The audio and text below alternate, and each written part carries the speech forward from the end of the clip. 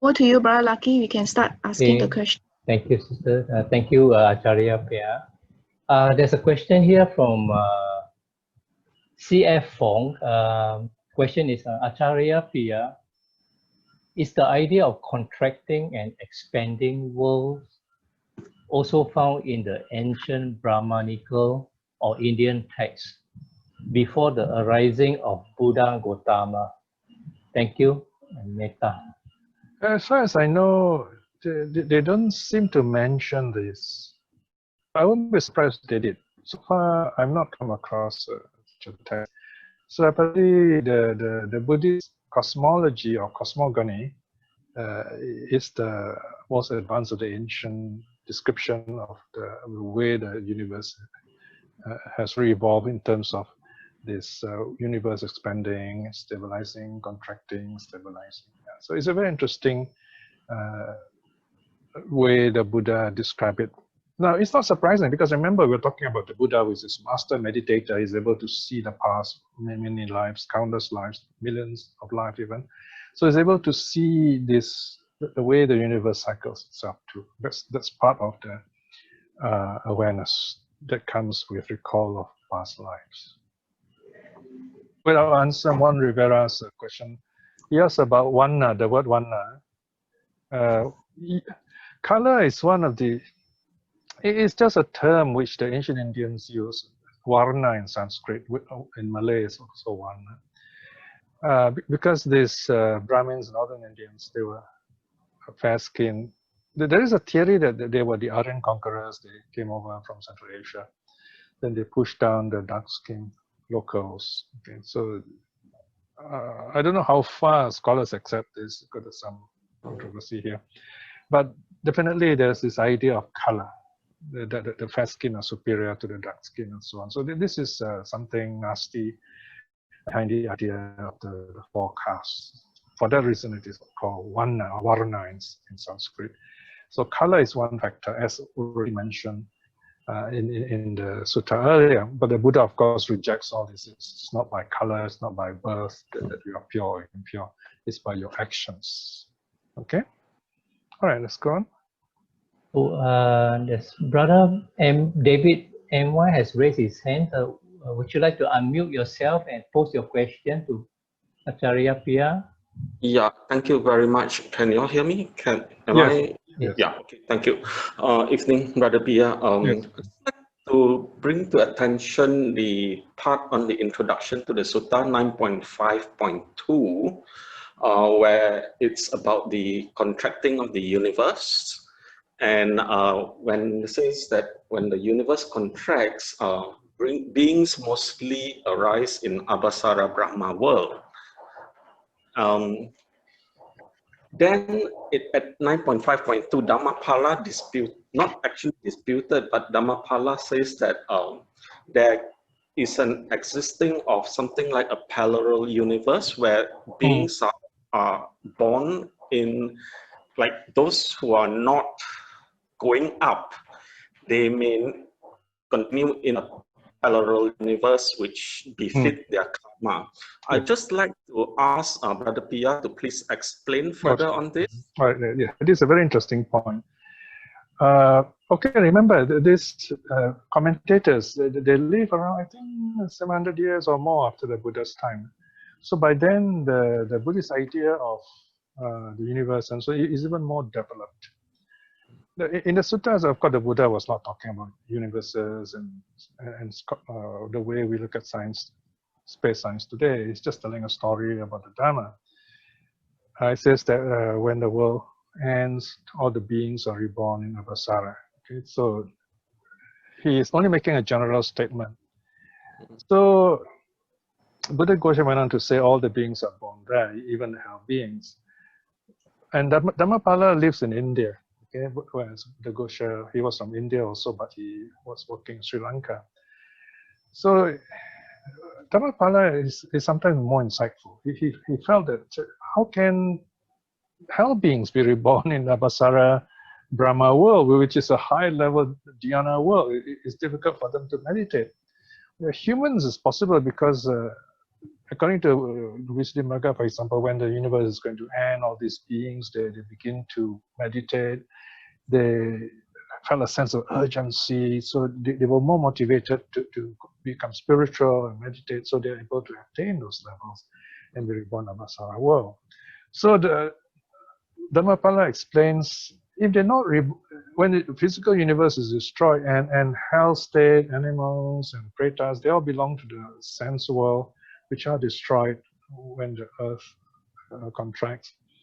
So according to him, they're not reborn, they cannot be reborn in any of the higher jhana, Brahma worlds. So they must be reborn in other worlds, because the Buddha does mention there are other so-called inverted commas parallel universe or multiverse. And there are also hells there. Okay, these are of course very far and distant universes. So this is an amazing statement that, you know, not found in other religions, where you find the Buddhists are aware that it is possible there are other universes. Okay, but of course this created problems later on. The Mahayana theologians started thinking, oh, in that case, why can't there be Buddhas, you know, in other universes too?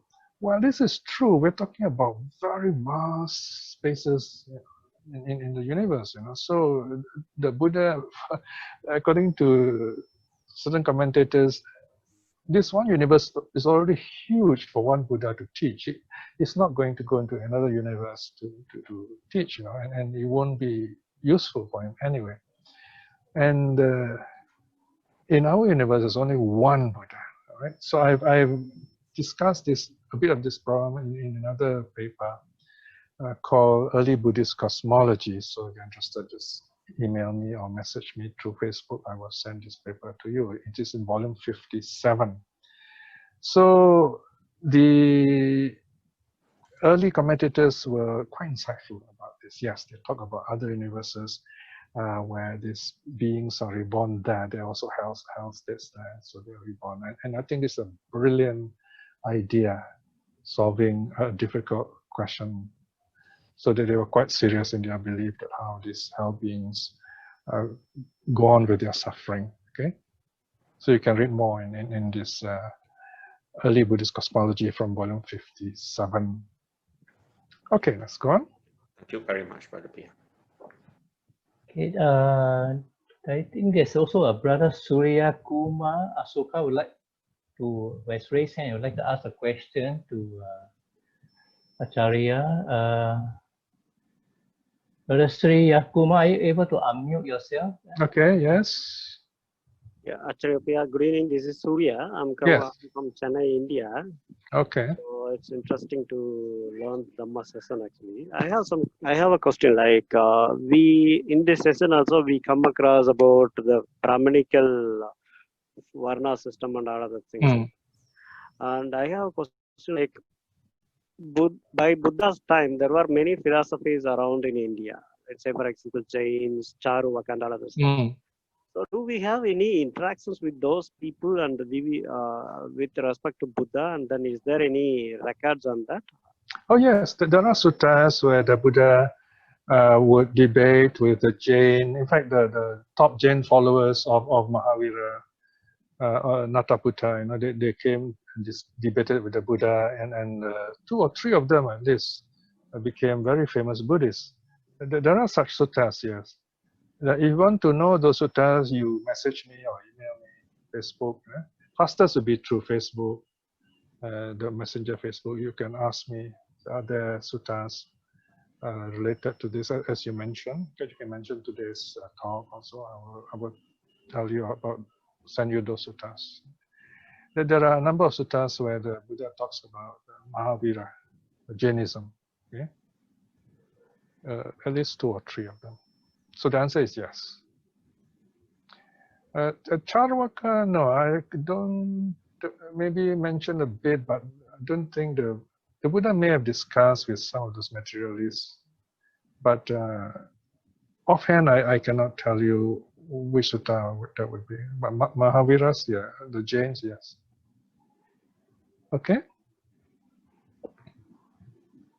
Okay, let's go. Acharya Piya, there's one follow-up question here from Sister Susan C, Oregon, but I'm not exactly sure. I'll just read what she has typed in the chat box.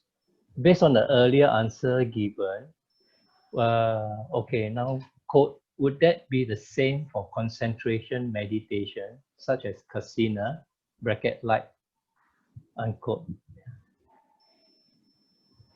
Can you read that again, please? Okay, this is a reference to an earlier answer given. So the question is, quote here, would that be the same for concentration meditation, such as kasina, bracket like?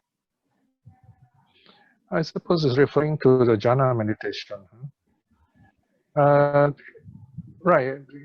Kasina meditation is where there is a device use, and it is put on the ground or on the wall, and the person watching it. It gives rise to concentration also, but it's not an easy meditation to do. It's one of the practices mentioned. It's not that popular today because it's difficult, and there are very few monks who actually practice this. I've written a bit about this in one of the sections on meditation, where there was one monk who actually described how the kasina should be made, how to go around about it. So again, if you're interested to read this, I'll look up that article and send it to you. So contact me through Facebook Messenger. Okay. L.H. Chan. Question is, okay, Acharya Piya, Richard Gombrich suggests that Agama Sutta gives an alternate view of the creation of the universe, of which directly opposed to the myths exemplified by the Rig Veda's hymn of purisa on justifying the social hierarchy. Can you give your thoughts on this? Thank you.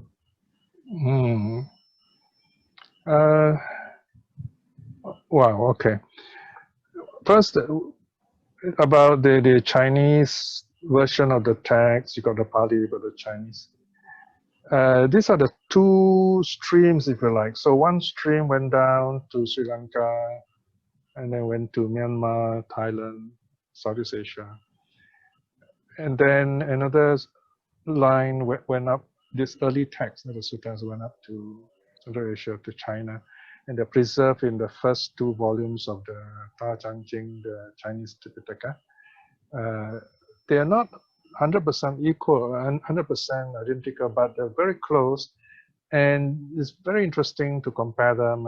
You have scholars, Lebanese scholars and German scholars like Analayo studying on this, publishing lots of materials nowadays. And they make very interesting comparative study, and they help us to understand the early suttas better.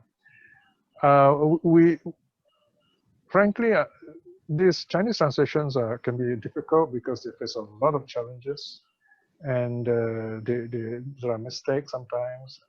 But at the same time, they contain valuable insights, valuable information, which can help us understand the Pali Suttas better. So it's good to do comparative study of them. However, we still have to give priority to the Pali Suttas because they're more complete and they're also better arranged and so more complete in the sense that you can translate. And you have this, for example, 5 volumes now, you know. You have the Jika Nikaya, Majjhima, Samyutta, and Anguttara, and also the Buddhaka Nikaya, okay? Sometimes certain stories may change for various reasons. Because of translator, they were uncertain of the words. And we're talking about people who do not know Indian languages, no Chinese, and you have this foreign monk there who knows the ancient language, the Indian language, but does not know Chinese, and they need to communicate. So you can see that problem. So sometimes you find some of the stories may differ a bit. Now, when we talk about the way the Buddha tells stories, yes, there is in another sutta where the Buddha, in the Asalayana Sutta, I think, Majjhima Nikaya, where the Buddha, in a sense, humorously, we say, describes the way the arising of the first human, the Purusha Sukta.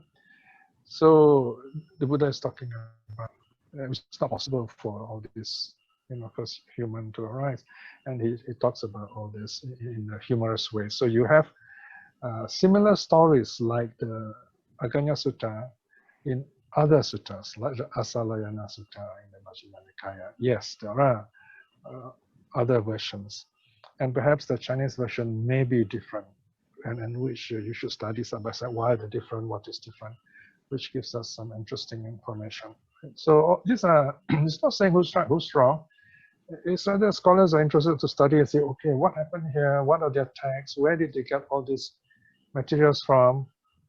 So you have a different schools preserving different texts. Okay. Remember, the Buddha the Buddha preached for 45 years, and we don't have all the 45 years of texts, but we have enough of those years in the Pali Canon for a complete and coherent set of teachings. Right? It doesn't mean that all those other later teachings were found there in the 45 years. The Buddha definitely did not teach all those things in the Lotus Sutra and some of those things that Mahayana claim. Those are, I would say, would be wrong to simply include in just because we don't have those texts means that the Buddha has taught them in other ways, right? So we cannot argue like that. So all that we can say is we have the Pali text and we should use it properly because they are the oldest collection, which goes back to the Buddha. So we should make use of them, and I don't see any reason that we should not. Okay. All right, let's go on, please. Yeah, Acharya, this one question was posted earlier. It says, Acharya Piya, food just seem to appear on their own. How to interpret that? From Win Sun Kam. Okay. I suppose it's just like plants growing around us, The animals who eat those plants, that's how they sustain themselves. The evolutionary theory will explain to you, well, because those animals ate those plants and they ate the right ones, they lived.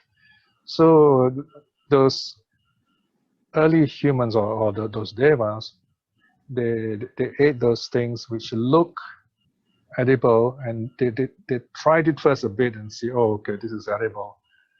But remember, this is, as I told you earlier, this is a story, it's a metaphor.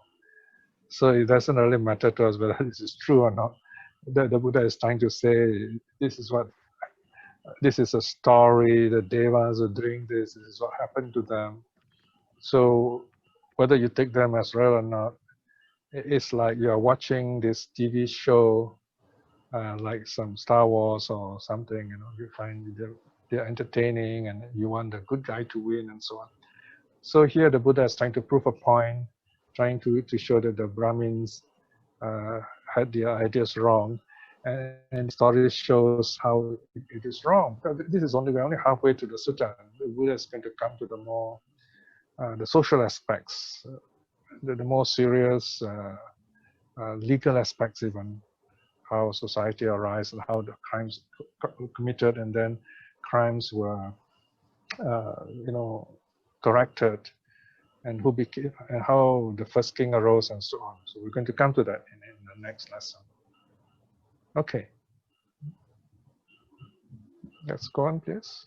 So there's one more question here from Brother Danny Teo.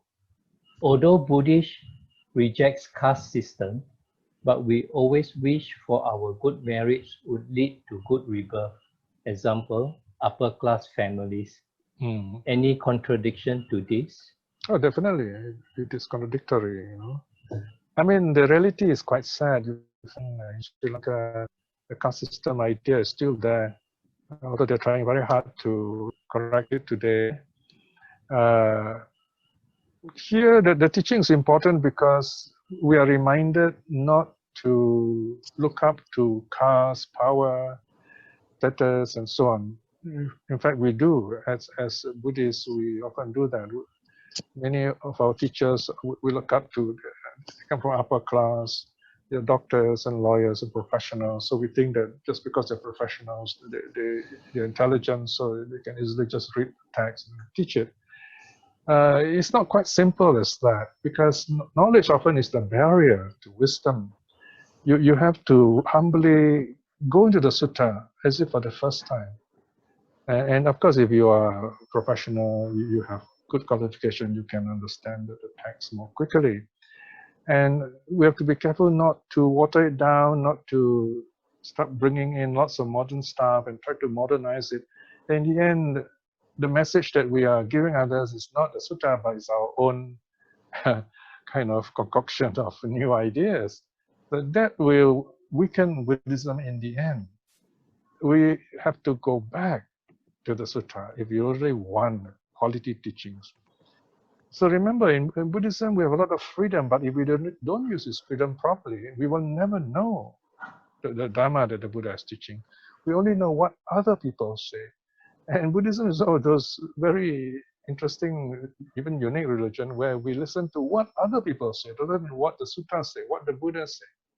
So that's why here we are very interested in finding out what did the Buddha teach? What did the historical Buddha teach in the suttas?